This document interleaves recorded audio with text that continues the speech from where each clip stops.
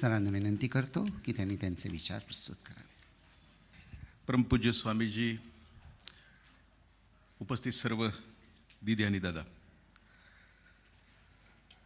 शासकीय नोकर म्हटलं की मीटिंग नंतर ईटिंग आणि ईटिंग नंतर वेटिंग हा आमच्या आयुष्याचा एक रुटीनचा भाग असतो.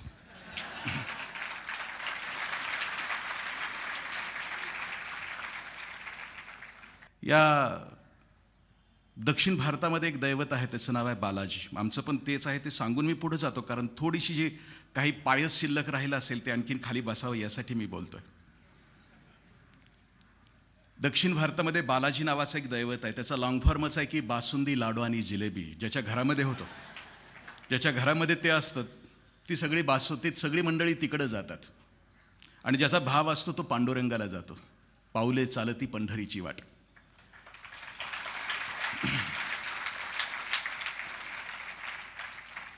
बालाजीला पोहोचलो तर आम्ही ठरवलं की खालून बालाजीला जात असताना तिरुमला ते तिरुपती असं चालत जायचं. चालत जात असताना महाराष्ट्रातली एक लक्झरी तिथं आली होती. लक्झरीत एक मावशी सुद्धा होती. वर प्रवास करत असताना जसं की वारीला चाललं की आम्ही म्हणतो की ज्ञानदेव तुकाराम, माऊली तुकाराम, ज्ञानेश्वर माऊली तुकाराम असं म्हणतो, तसं बालाजीला जाताना आम्ही सगळेजण असं म्हणत असतो की गोविंदा गोविंदा. आम्ही गोविंदा म्हणत होतो आणि महाराष्ट्रातल्या लक्झरीतनं आलेली ती मावशी म्हणत होती आमचं पण तेच आहे, आमचं पण तेच आहे म्हणत होती. आणि हे 2 तास चाललं होतं, एक नाही 2 तास आमचा हा चालला होताच प्रवास. 2 तासानंतर आम्ही थांबलो ताक पिण्यासाठी एका ठिकाणी. मी त्या मावशीकडे गेलो आणि मावशीला म्हटलं तू असं का म्हटली? आम्ही म्हणतोय गोविंदा, तू म्हणते आमचं पण तेच आहे. ती म्हटली अरे राजा, तू ज्याचं नाव घेतोय की नाही ते आमच्या ह्यांचं नाव आहे म्हणून आमचं पण तेच आहे.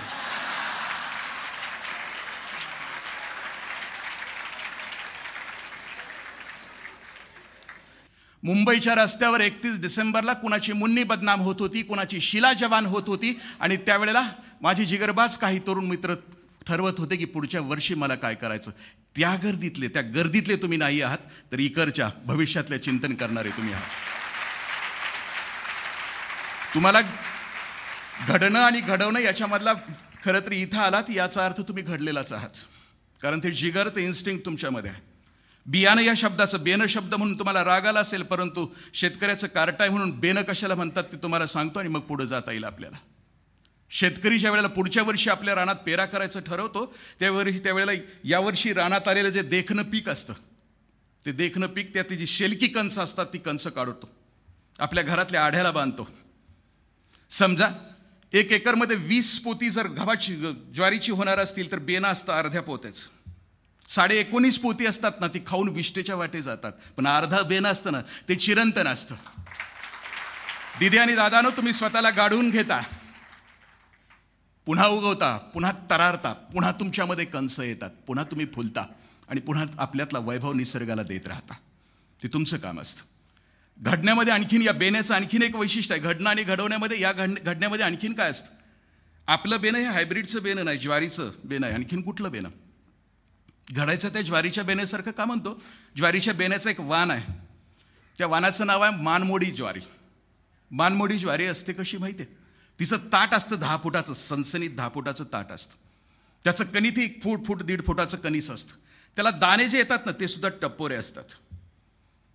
मी तुम्हाला त्या दृष्टिकोनातून म्हणतो, वैशिष्ट्य आहे मानमोडी ज्वारीचं वैशिष्ट्य आहे हे, ज्या वेळेला कणीस वर येतं ना, त्याचं ताट कसदार, त्याचा दाना कसदार, त्याचं पीस कसदार. वर आलं, त्याला दाना फुटायला लागला की ते मान असं मोडतं, पुन्हा जमिनीकडे असं बघतं, पुन्हा वागतं आणि त्या मातृभूमीला सांगतं की तेरा वैभव अमर रहे मा, तेरा वैभव अमर.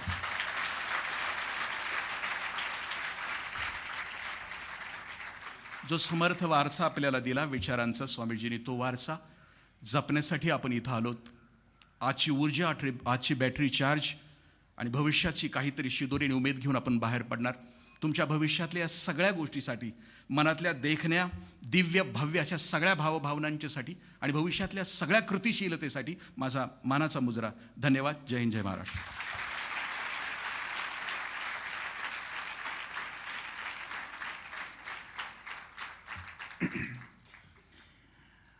धन्यवाद. मी स्वामी श्रीकांतानंदजी महाराजांना विनंती करतो की मेमेंटो देऊन त्यांनी इंद्रजित देशमुखांचा सत्कार करावा.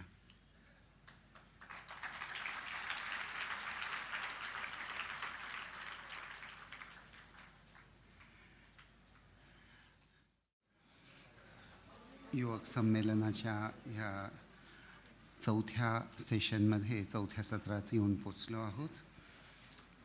ह्या सत्रामध्ये 2 टॉपिक्स आपण चिंतनाला घेतले आहेत. यूथ अँड सोशल रिस्पॉन्सिबिलिटी आणि दुसरा टॉपिक आहे मॅन मेकिंग एज्युकेशन. आज आपल्याला यूथ अँड सोशल रिस्पॉन्सिबिलिटी ह्या विषयावर मार्गदर्शन करायला म्हणून Shri Avinash Dharmadhikari, ex-IAS officer and founder of Chanakya मंडळ, ते आज इथे आपल्यात उपस्थित आहेत. मी श्री धर्माधिकारी यांना विनंती करतो की त्यांनी आपले विचार प्रस्तुत करावेत.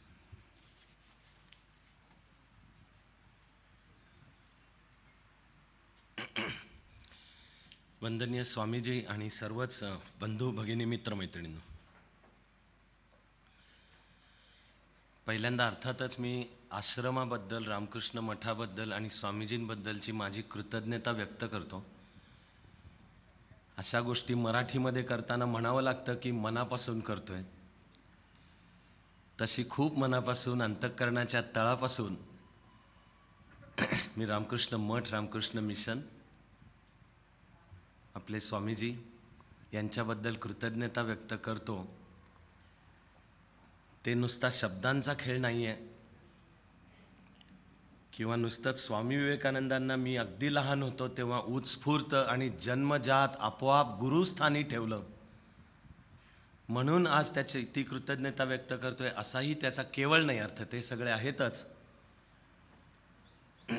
पण इथे पुण्यातल्या ह्या आश्रमामध्ये येणं हा सुद्धा एक आशीर्वाद आहे अशी माझी श्रद्धा आहे. नुसतं येणं हा सुद्धा. तसं माझं असं फिजिकली येणं अलीकडच्या काळात थोडंसं कमी झालेलं होतं. इथले सर्व कामाचं संयोजन जेव्हा स्वामी भौमानंद महाराज करत होते तेव्हा माझा वावर जास्ती होता. तो मी शब्द परत वापरतोय की फिजिकली कमी झालंय, पण आज या निमित्ताने येता आलं.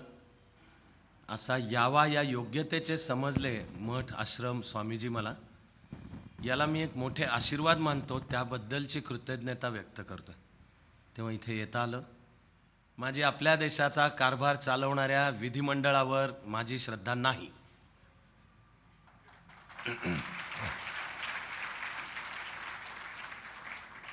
भारत देशाचा कारभार चालवणाऱ्या लोकशाहीच्या मुख्य 3 यंत्रणा मानल्या जातात: लेजिस्लेचर, एक्झिक्युटिव्ह आणि ज्युडिशियरी. तर लेजिस्लेचर लोक ज्यांना निवडून पाठवतात आणि ती धामधूम आत्ताही बाहेर सर्वत्र चालूच आहे, ते ज्या सभागृहांमध्ये पाठवले जात आहेत तिथे पाठवून ते देशाचंच हित करतील याच्यावर माझा अजिबात विश्वास नाही. त्याला म्हणतोय की विधिमंडळावर माझी श्रद्धा नाही. एक्झिक्युटिव्ह, ईश्वर कृपेने त्या यंत्रणेमध्ये मी एकेकाळी होतो आणि त्याच यंत्रणेत जाऊन उत्तम काम करणारी मनुष्यशक्ती तयार व्हावी म्हणून माझ्या परीने जमणारं काम करतोय. पण सिस्टीम म्हणतोय, यंत्रणा म्हणून माझा एक्झिक्युटिव्हवर विश्वास आहे का, सिस्टीम म्हणून माझा एक्झिक्युटिव्हवर विश्वास आहे का, ह्या वाक्याचा अर्थ आहे की सामान्य माणसाला तिथे न्याय मिळेलच याची माझ्या मनात खात्री आहे का, याचं माझं उत्तर आहे नाही आहे माझ्या मनात खात्री. सरकार दरबार आणि सरकारी यंत्रणा आज आपल्या देशाच्या शत्रू झाल्यासारख्या वागतात. त्या देशाच्या भल्यासाठी नसून त्या त्यांच्या रोजगार हमी योजना आहेत. अशा मध्ये गेलेली काही चांगली माणसं, असे एक तुमच्याशी आधी बोलत पण होते इंद्रजित देशमुख, आणि मी जे छोटंसं शैक्षणिक काम तेही स्वामीजींच्याच कृपेने करतोय. त्याचाही बेस म्हणतात, अधिष्ठान भारताचा अध्यात्म विचार हा आहे. त्यांनी जाऊन ते चित्र बदलावं यासाठी काम करतो. पण आज प्रशासकीय यंत्रणा आणि लोक यांच्यामध्ये अंतर आहे. अडचणीत असलेल्या लोकांना आपल्या अडचणीच्या वेळेला हे प्रशासन आपलं आहे आणि ते आपल्याला मदत करेल याचा भरोसा नाही. करेल सुद्धा, पण जो भरोसा लागतो सिस्टीम, त्याला मी म्हणतो श्रद्धा असणे. की तू डोळे मिटून तिथे जा, तुझं जर म्हणणं न्याय्य आणि योग्य असेल तर तुला न्याय मिळेल, अशा अर्थाने माझा कार्यकारी यंत्रणेवर विश्वास नाही. अंगामध्ये जेवढा अध्यात्म विचार आपण बांधवू, आणि स्वामीजींसारखं उग्रदैवत सांगतं की तो नुसता शब्दात बांधवून नाही चालणार आहे, जगण्यात दिसायला पाहिजे. जगण्यात दिसण्याचा अर्थ आहे माझ्या जीवनात कुठेतरी आसनं, प्राणायाम, सूर्यनमस्कार, ध्यानधारणा आहे, पण तेवढी पुरेशी नाही. ईश्वराची आराधना करण्याचा सर्व संत महंतांपासून स्वामीजींनी आपल्यापर्यंत एक रामबाण उपाय सांगितला, तो म्हणजे आसपास दिसणारी माणसं हाच ईश्वर आहे, ही भारत माता हाच ईश्वर आहे. तो सोडून दुसऱ्या दगडाधोंडाच्या कोणत्या ईश्वराची तुम्ही पूजा करता आहात, तर ज्यांना स्वामीजींचे आपल्याला म्हणवायचं आहे शिष्य, त्यांचं काम आहे भारतासहित मानवतेची सेवा करणारे असे ईश्वराचे भक्त आम्ही बनले पाहिजेत. असे भक्त आपण सर्वजण मिळून बनूया अशी विनंती करतो आणि थांबतो. जय हिंद.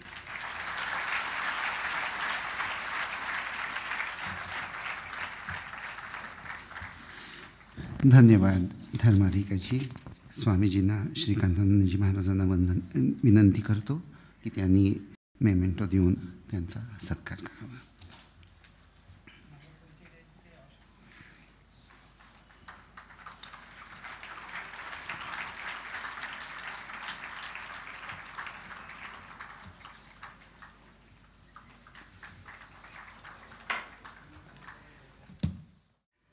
आता मी स्वामी श्रीकांतानंदजी महाराज यांना विनंती करतो की त्यांनी त्यांचे विचार आपल्या समोर मांडावेत. विषय आहे मॅन मेकिंग एज्युकेशन.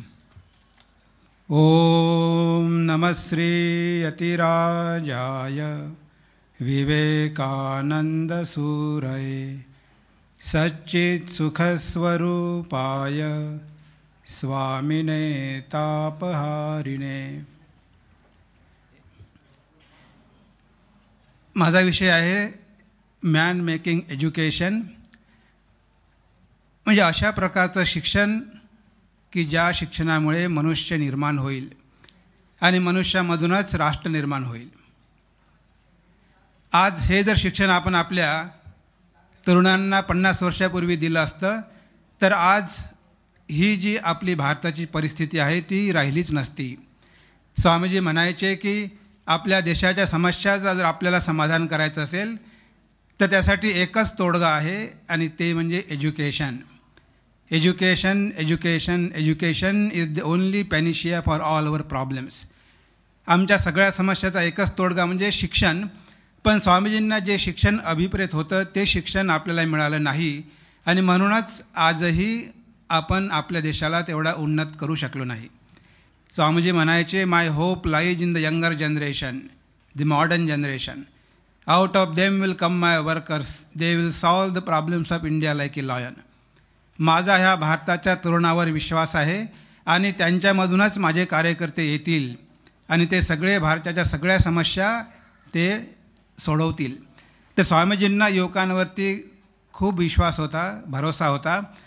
पण स्वामीजींना जसे युवक हवे होते तसे युवक मात्र आपण निर्माण करू शकलो नाही आणि म्हणूनच आज आपली अशी परिस्थिती आहे. सगळे आपले जे फ्रीडम फायटर होते त्यांनी स्वामीजींचा संदेश घेतला. लोकमान्य टिळक, महात्मा गांधी, अरविंद, सुभाषचंद्र बोस, निवेदिता ह्या सगळ्यांनी स्वामींचा संदेश घेतला आणि देशाच्या स्वातंत्र्य संग्रामात त्यांनी स्वतःला लोटून दिलं आणि म्हणूनच आपल्याला स्वराज्य मिळू शकलं. गांधीजी म्हणतात की स्वामीजींचं साहित्य वाचल्यानंतर माझं देशावरचं प्रेम 1000 पटीनं वाढलं. मला एक गोष्ट सांगतो. एकदा एक मनुष्य काही डिग्र्या घेऊन बसलेला होता, कारण आजकाल एवढ्या बोगस डिग्र्या आहेत की पैसे देऊन पण आपण त्या घेऊ शकतो.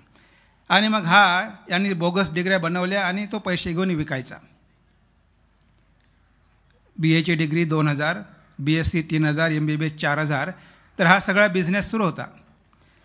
आणि एक मनुष्य घोड्यावर बसून जात होता. त्याला दिसलं की इथे सगळ्या डिग्र्या पैसे देऊन पण मिळू शकतात, म्हणजे कॉलेजमध्ये जायची गरज पण नाही. तर इथे हा मनुष्य तिथे गेला आणि त्याला डिग्री घ्यायची होती. तर त्यानं 2-3 डिग्र्या स्वतःसाठी घेतल्या, काही पैसे पेमेंट करून डिग्र्या घेतल्या आणि मग तो परत घोड्यावरून जायला निघाला. थोडा लांब गेल्यानंतर त्याला वाटलं की अरे मला तर 3 डिग्र्या झाल्या, पैसे देऊन डिग्र्या विकत घेतल्या, पण आता माझ्या घोड्याबद्दल काय, घोड्याला पण काहीतरी डिग्री मिळाली तर बरं होईल. तो परत त्या माणसाकडे गेला नाही सर, मला तुम्ही 3 डिग्र्या दिल्या, पण माझ्या घोड्यासाठी पण मला डिग्री पाहिजे. सांगा किती पैसे तुम्ही घेणार, माझ्या घोड्यासाठी पण 1 डिग्री द्या. त्या माणसाला आश्चर्य वाटलं की म्हणजे कसला माणूस. त्याच्याकडे बघितलं आणि तो काय म्हणाला, देखो भाई, हमारे पास जो डिग्रिया है वो खाली गधों के लिए है, घोड़ों के लिए नहीं है.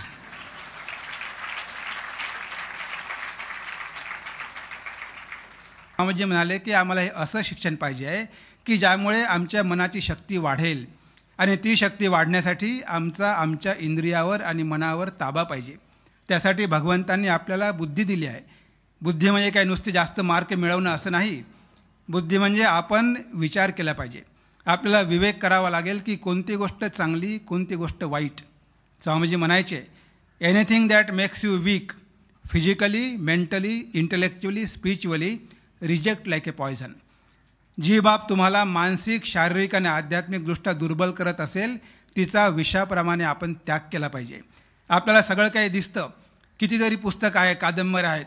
जर आपल्याला वाटतं की ही पुस्तकं वाचून आपलं मन खाली जाईल, मनाला वाटत असं ते मन करत असतं, आणि आपण मात्र मनाला कधीही कंट्रोल करण्याचा प्रयत्न करतच नाही.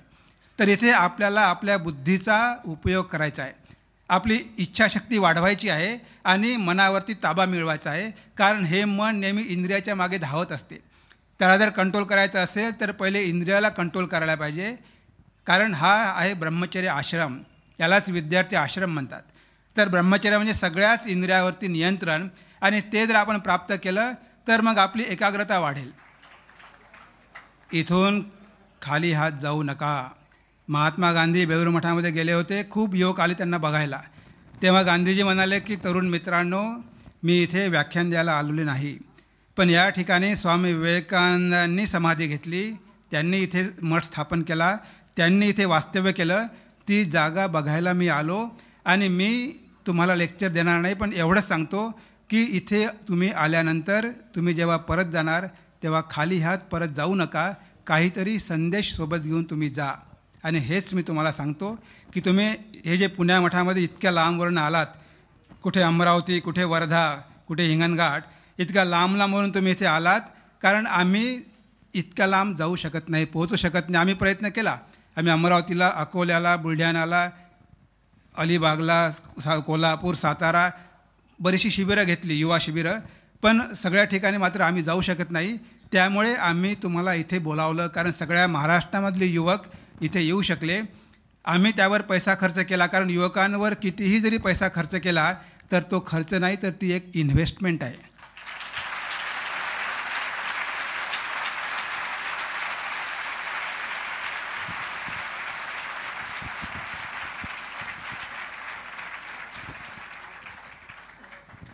मग